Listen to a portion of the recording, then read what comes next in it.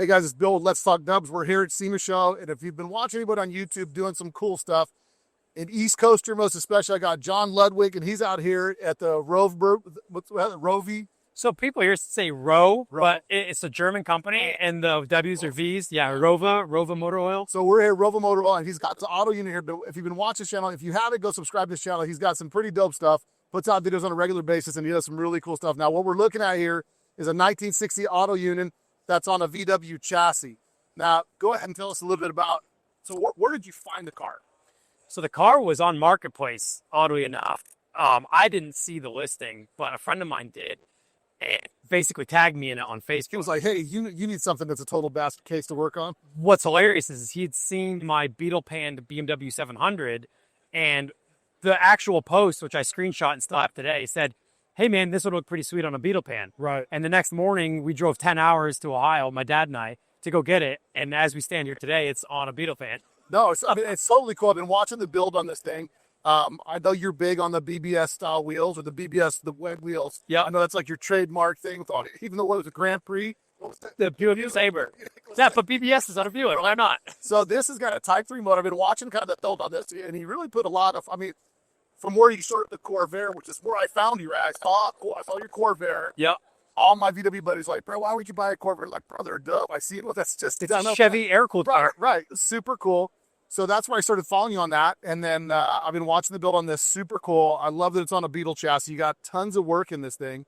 The wheels, what are these wheels off refriginally?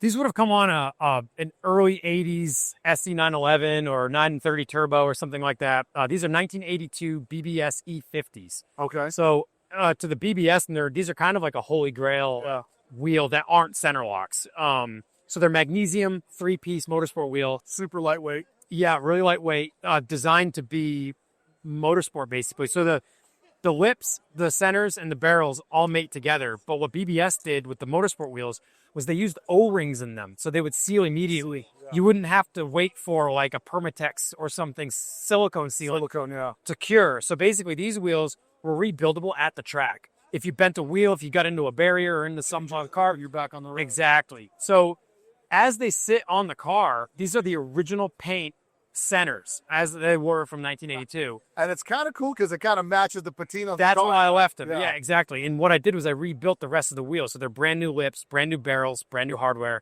but I left the centers as they were to better match the aesthetics of the car. Now, and originally your business was you did laser engraving and cutting and stuff like that. Making merchandise. Yeah. Merchandising. So a lot of the stuff that you do on the interior is all your stuff. What you like?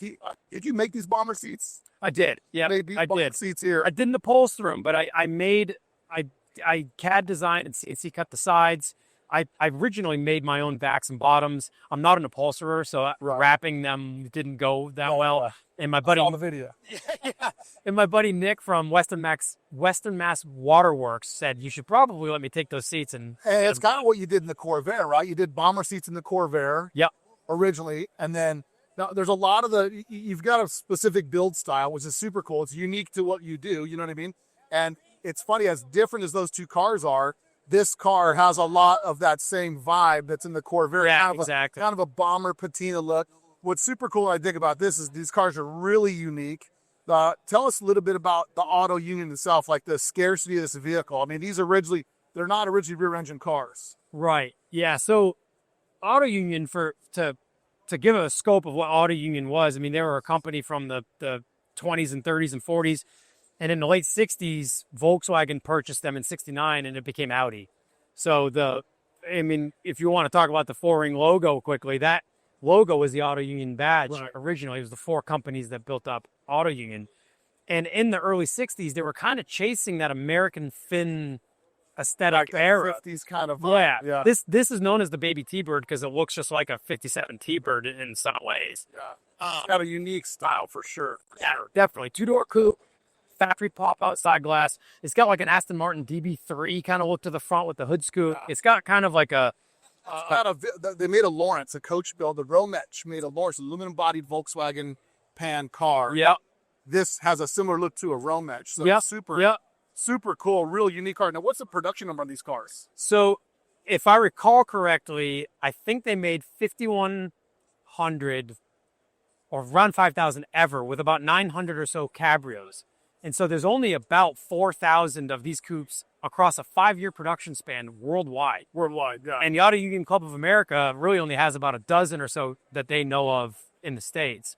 I'm sure there's plenty hiding around in barns. They were available in North America, but they're arguably one of the rarest auto unions they built because 4,000 across a 5-year production span is quite low. Cost new? I don't know. Not a lot. Mercedes owned Auto Union at the time that this car was built. And here in America, Mercedes didn't have Mercedes dealerships yet. Right. And they were working with Studebaker to sell Mercedes. So since Mercedes owned Auto Union, you'd have to go to a Studebaker dealership to buy an Auto Union. So I feel like it took a really specific person to go to a Studebaker Somebody dealership. saw a picture and they had to have this car. Like, let's go buy the 2-stroke front-wheel drive German car rather than like a V8 Studebaker or something. So they're really quite bizarre. Is the car an original subframe car? Frame car. So it's a frame car. Body on Actual frame. Yep. And Auto Union used that frame and drivetrain in a lot of their models. So the DKW Junior shared a very similar frame with the front-wheel drive 2-stroke setup. It kind of helped production where they could rebody some of that, the frames with different models of cars. No, this thing's, listen, it's super cool. I love that you do super unique stuff. And I know, some of your background, you're a BMX guy, right? Like back in the day, you were a pro BMX, right? Yeah. So were you a flatland guy, or you kind of well, back then they were doing the bikes, the seat post all the way short, like freestyle or trig. What's that? Yeah. So basically, I rode professionally from 2004 to like 2011-ish. That's a huge career. It was hard on my body. Yeah. It was, but I spent my teenage years riding anyway, so it was just kind of like a surprising dream come true, basically. Yeah.